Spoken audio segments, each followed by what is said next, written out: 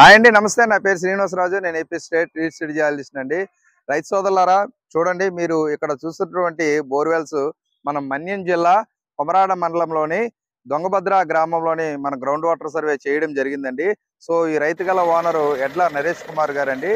ఆయన ఏంటంటే ఒక 25 ఎకరాస్ ల్యాండ్లో పామాయిల్ వేద్దామని ఒక ప్లానింగ్ అండి. సో మన గురించి తెలుసుకొని మన చేత గ్రౌండ్ వాటర్ సర్వే చేయించడం జరిగిందండి.